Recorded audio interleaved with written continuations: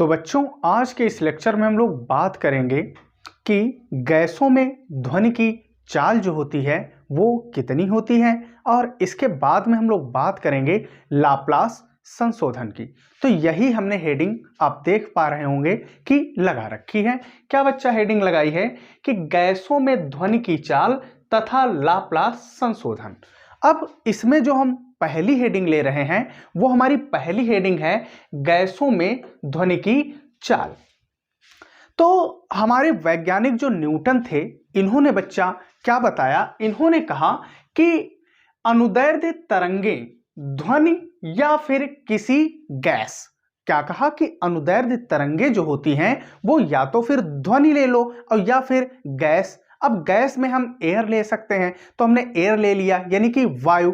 तो वायु में जब ये अनुदैर्ध्य तरंगें बच्चा क्या होती हैं, संचरित होती हैं। क्या होती हैं, उसमें संचरित होती हैं, मतलब हम कह सकते हैं कि उसमें फैलती हैं, संचरण होना। तो बच्चा जब संचरित होती हैं तो जो अनुदैर्ध्य तरंग की चाल का सूत्र होता है वो बच्चा होता है v बराबर under root p upon d. क्या होता है, v बराबर under root p upon D.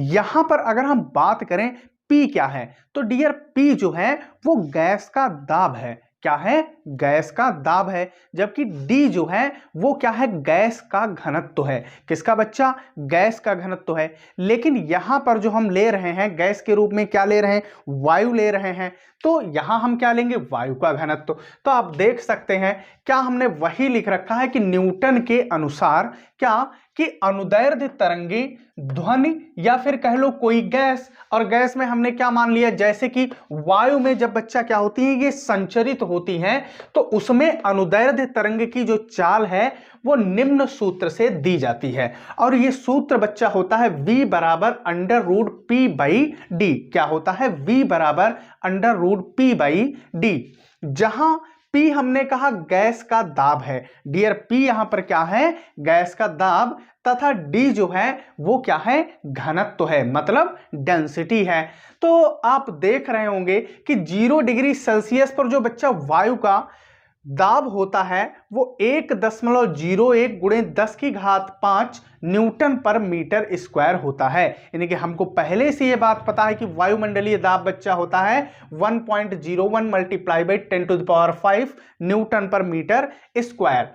जबकि वायु का जो घनत्व होता है यानी कि डेंसिटी, डी फॉर डेंसिटी, वो होता है 1.29 किलोग्राम पर मीटर क्यूब। अब डियर हम करेंगे क्या, ये मान उठा करके यहां पर हम पुट करेंगे, तो आप देखेंगे यही बनेगा आपका अंडर रूट। तो P का वैल्यू अपने पास बच्चा कितना है, 1.01 मल्टीप्लाई बाई कितना है, 10 to the power 5, multiply by बच्चा कितना है, 10 टू द पावर 5, और उसके बाद में बटे कितना है आपका वायु का घनत्व। तो वायु का घनत्व हमें कितना दिया गया है, 1.29। कितना बच्चा दिया गया है, 1.29।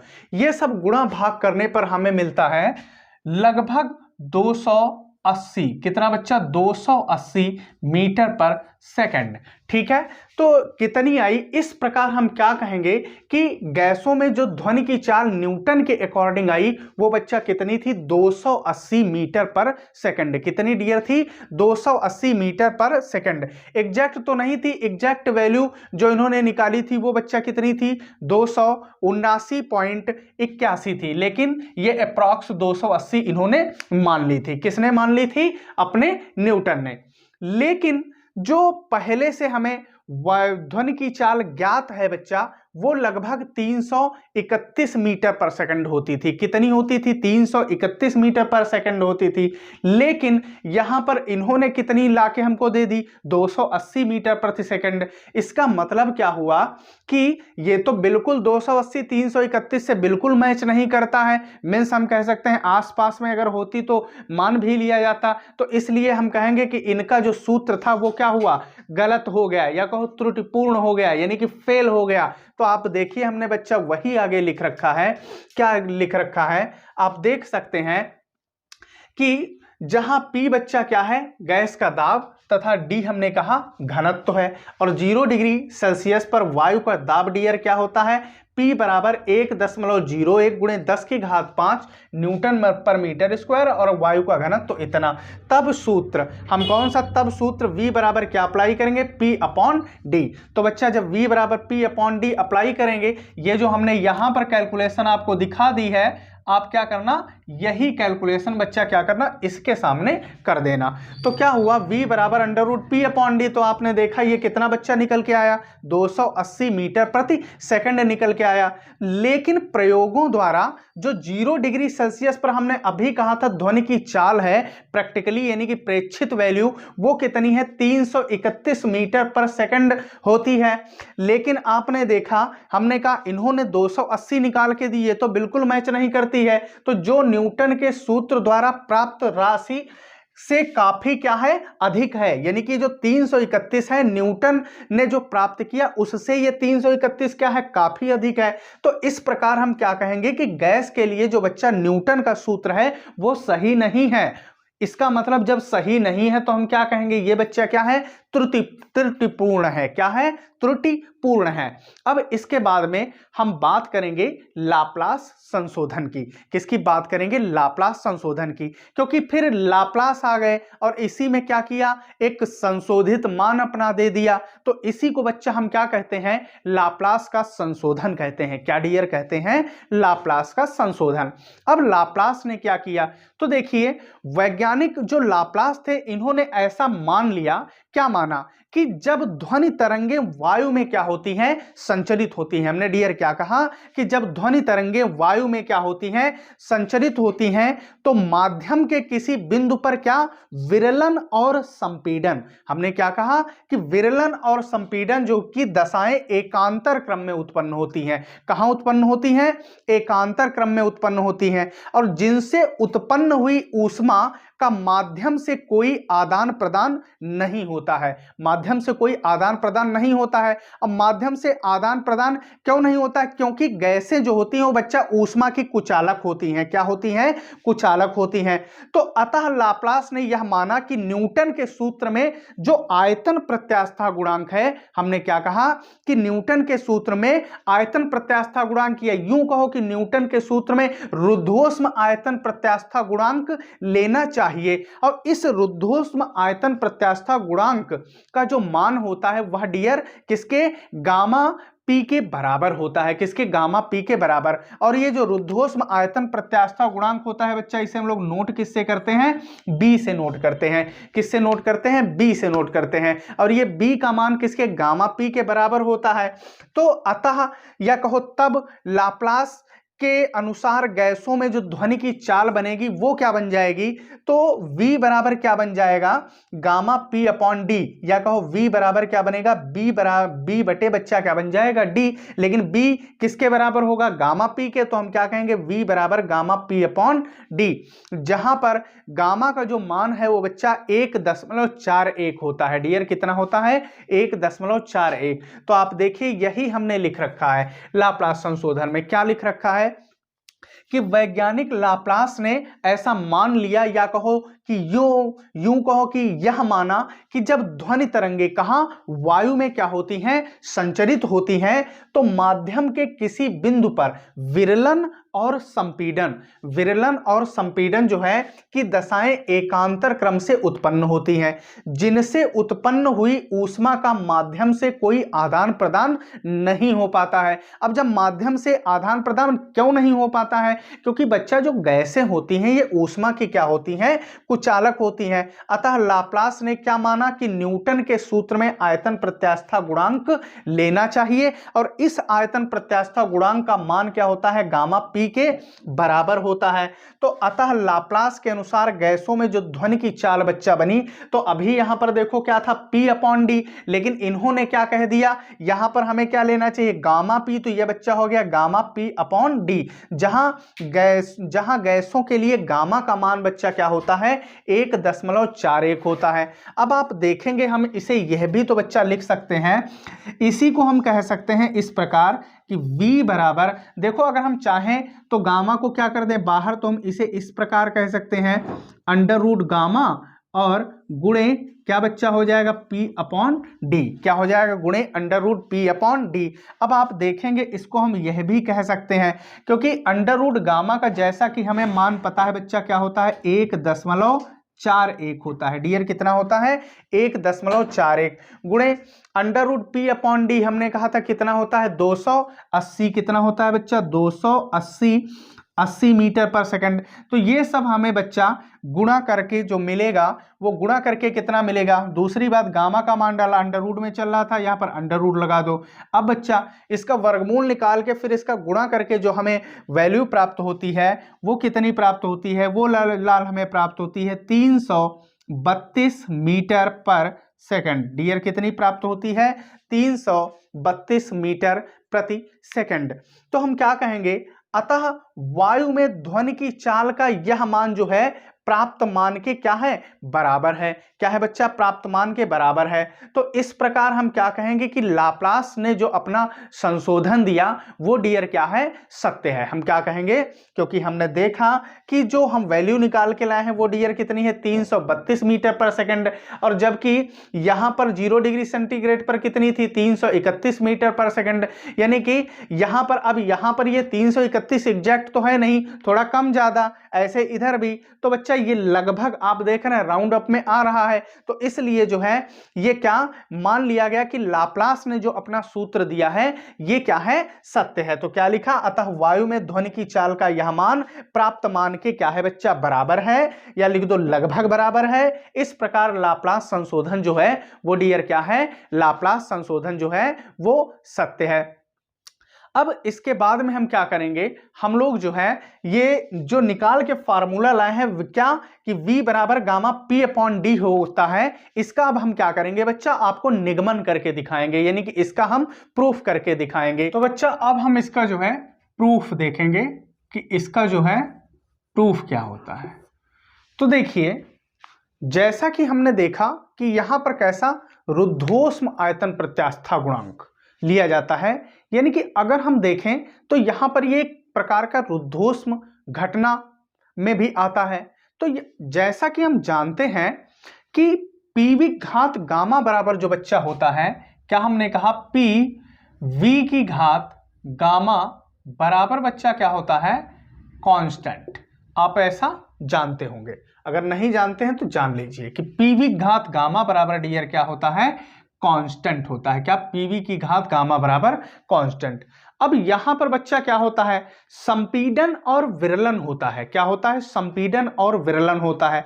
तो जब संपीडन और विरलन होगा तो हम कहेंगे कि इसका जो है प्रेशर या यूं कहो कि टेम्परेचर जो है इनमें भी बच्चा क्या होगा कुछ न कुछ चेंज होगा। तो अब प्रेशर भी वहां पर क्या होगा कुछ न कुछ चेंज होगा।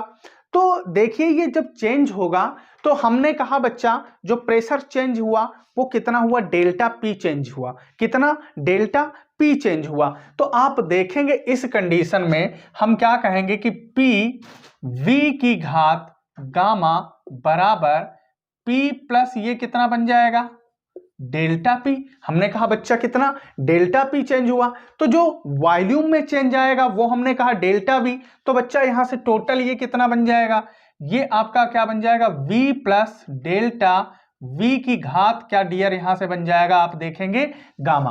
क्या बन गया गामा। अब हमें करना क्या है आप देखेंगे हम यहां से v कॉमन निकालेंगे। बच्चा क्या निकालेंगे v कॉमन लेंगे। तो यही बनेगा आप देखेंगे पी वी की घात गामा बराबर ये dear p plus delta p हम क्या करेंगे वैसे ही रखेंगे, इससे हम छेड़खानी नहीं करेंगे। अब यहां से देखेंगे v हमने क्या कहा कि v हमें डियर यहां से क्या ले लेना है कॉमन। तो v हमने बाहर किया तो यहां क्या बचा v यहां से निकल गया, ये बचा 1 प्लस और इधर से v तो है नहीं तो कहां बटे में जाएगा तो डेल्टा v अपॉन v और इसकी घात बच्चा क्या रहेगा गामा और इधर v कॉमन लिया तो इधर से डियर क्या v की घात क्या निकला बाहर गामा कॉमन हो गया। क्योंकि हमने v कॉमन लिया यहाँ क्या है गामा इसकी घात है तो v की घात गामा बाहर निकलेगा। अब डियर इसके बाद में आप देखेंगे ये v की घात गामा से v की घात गामा क्या हुआ ये तो मर गया। अब जो कुछ बचा उसे आप छाप लीजिए। तो यहां से देखिए ये बचा p बराबर इधर से p प्लस क्या बचा डेल्टा P, और इधर से ये है बच्चा आपका 1 plus delta V by V की घात डियर क्या बचेगा, गामा। क्या बच्चा इसकी घात, गामा। अब हम देखेंगे द्विपद प्रमेय से। किससे बच्चा देखेंगे, द्विपद प्रमेय से। तो द्विपद प्रमेय से देखो होता क्या है, इसके जब हम प्रथम पद का विस्तार करते हैं, बस हमें इतना यूज करना होता है, तो हम आपको इतना ही बताएंगे। तो प्रथम पद का विस्तार करने पर बच्चा क्या होता है, ये होता है 1 plus x to the power n equal निकल के आता है 1 प्लस nx। क्या निकल के आता है, nx। तो आप इसे ऐसे याद रखें कि एक फार्मूला होता है। क्या होता है, एक फार्मूला होता है। हम यहां पर इसके विस्तार वगैरह की कोई चर्चा नहीं करेंगे क्योंकि हमें कोई जरूरत नहीं है। तो अब जैसे कि आपने बायो ले रखी है, आपको ये समझे नहीं आ रहा, तो सबसे बढ़िया इंतजाम बच्चा देखो 1 प्लस एक्स की घात हमने कहा 1 होती है, तो ऐसे ध्यान रखना ये 1 प्लस एक्स वैसे उतार लो और जो घात है उसको सेकंड टर्म में क्या करा दो, गुणा कर दो। यही हो गई द्विपद प्रमेय। ठीक है, बन गया यहां से आपका। अब आपको करना बच्चा क्या है, तो P बराबर देखिएगा हम P प्लस डेल्टा P क्या किए, वैसे ही छाप दिए। और इधर से हमने क्या कहा कि 1 प्लस एक्स, देखो 1 plus x to the power n, 1 plus क्या होता है nx। तो यहां से ध्यान से देखो 1 और x की जगह कौन है, डेल्टा v अपॉन v। तो हमने कहा 1 प्लस एक्स पहले वैसे ही छापो, तो यहां से x की जगह डेल्टा v अपॉन v। तो बच्चा हम क्या करेंगे, हम जो है 1 plus delta v upon v क्या कहेंगे कि वैसे ही आप छाप लीजिए। फिर हमने कहा सेकंड टर्म को पावर से गुणा करा दीजिए। तो पावर यहां कितनी है, गामा है। तो बच्चा सेकंड टर्म को क्या करो, गामा से हमने क्या करा दिया, गुणा। तो ये क्या आ गया, 1 plus gamma delta v upon v। अब करना क्या है, अब देखो ये जो है P प्लस डेल्टा P और इधर से 1 plus gamma delta V upon V की आपस में क्या करा दो, गुणा करा दो। तो आप देखेंगे डियर यही आपका बनेगा यहां से P बराबर, अब P से पहले 1 की गुणा, तो P एकन P, फिर P की गुणा किससे, सेकंड टर्म से। तो बच्चा ये कितना हो गया P, और उसके बाद में क्या है आपका गामा, और क्या चल रहा है डेल्टा V अपॉन डियर क्या चल रहा है V। अब इसके बाद में हम क्या करेंगे, डेल्टा P से गुणा कराओ। तो डेल्टा P और 1 की गुणा यहां से क्या हो गया, आप देखेंगे ये आया डेल्टा P। फिर डेल्टा P की इधर से गुणा कराओ, तो आपका ये गामा तो वैसे ही चलेगा, और इधर से चल रहा है डेल्टा V अपॉन V, और गुणे ये डियर क्या चला, डेल्टा P। अब आप देखिए ये P और P क्या हुए, ये वाला P नहीं, ये वाला आपका जो P है ये क्या हुए, जिंदगी से खराब हो गए। जो कुछ बचा लिख लो, यहाँ क्या हुआ, 0 बचा। अब आप देखेंगे यहाँ पर डियर क्या बचा, P, और उसके बाद में क्या है आपके पास गामा, और है डेल्टा V अपॉन V, और प्लस इधर क्या बचा डेल्टा P, और प्लस इधर देखिए गामा और डेल्टा V और अपॉन V गुणे डेल्टा P। अब आप देखिए यहां पर डेल्टा V अपॉन V है।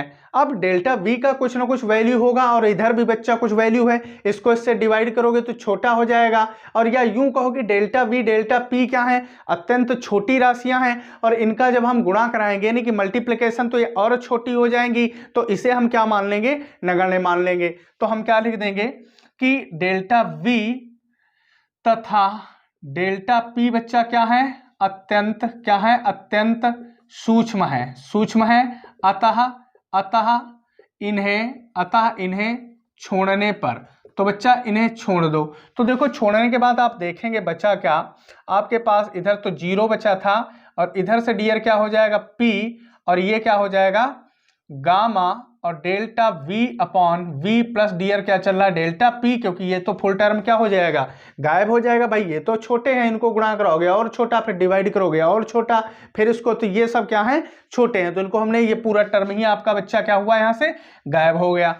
अब एक काम करिए, डेल्टा P आप देखिए इधर बच्चा, या यूं कहो कि ये इधर प्लस का है, इसको भेजो इधर, ये माइनस का, जो आप भेजना चाहो वो बच्चा माइनस का हो जाएगा। तो हम क्या करें, इसको इस साइड ले आओ। तो ये क्या हो गया, आप देखेंगे माइनस का P, और क्या आपके पास चल रहा है, ये डियर चल रहा है गामा, और इधर से डेल्टा V अपॉन V बराबर बच्चा क्या चल रहा है, डेल्टा P। अब इसके बाद में आप देखेंगे यही आपका बचेगा, हमने कहा ये गामा हमने डियर वैसे लिख लिया, और इधर से लिख लिया P बराबर क्या चल रहा था, डेल्टा P, और बटे ये डेल्टा v अपॉन वी इधर गुणे में इधर आया बच्चा, किस में हो गया, बटे में, माइनस v इधर भेज दो, तो minus delta v upon d क्या हो गया, v, क्या हो गया, v। जैसा कि हम जानते हैं कि यहां से क्या है बच्चा, ये तो प्रतिबल और ये नीचे क्या लिखा है, आयतन विकृत, तो इन दोनों का जो अनुपात होता है वो बच्चा क्या होता है, आयतन प्रत्यास्था गुणांक b के बराबर होता है। तो इस प्रकार डियर हम क्या कहेंगे कि यहां से कहेंगे गामा p बराबर डियर किसके आ गया, b के, किसके आ गया, गामा p बराबर किसके आ गया, b के। अब हम जानते हैं कि जो न्यूटन ने सूत्र दिया था वो बच्चा क्या था, चाल का सूत्र क्या था, v बराबर कितना था, वो था P अपॉन डी। लेकिन यहां पर आपने देखा था हमें क्या रखना था, रुद्धोष्म आयतन प्रत्यास्था गुणांक b, और जो कि बच्चा बराबर किसके होता था, हमने कहा था कि गामा p के। तो आप देखिए वही तो हमने सिद्ध किया है कि b बराबर किसके है, गामा p के। तो इस प्रकार हम क्या कहेंगे बच्चा, ये अब निकल के यही बनेगा, चाल v बराबर क्या हो जाएगी, गामा p अपॉन डी क्या हो जाएगा, गामा p अपॉन डी। तो ये इसका था बच्चा व्यंजक का निगमन। अब अगर आप चाहें तो क्या कर सकते हैं, लाप्लास संशोधन, ये पहले इतना थ्योरेटिकल सब लिख दीजिए और उसके नीचे क्या करिए, इस प्रूफ को भी कर दीजिए, उसमें ऐड कर दीजिए, आपका और बेहतर हो जाएगा। तो बच्चों हम आशा करते हैं कि हमारा वीडियो आपको पसंद आया होगा। अगर हमारा वीडियो आपको पसंद आया तो वीडियो को लाइक करिए, शेयर करिए, और अगर अभी तक आपने हमारे चैनल को सब्सक्राइब नहीं किया तो चैनल को सब्सक्राइब करिए। और आज के इस लेक्चर में बस इतना ही, मिलते हैं अगले लेक्चर में, धन्यवाद।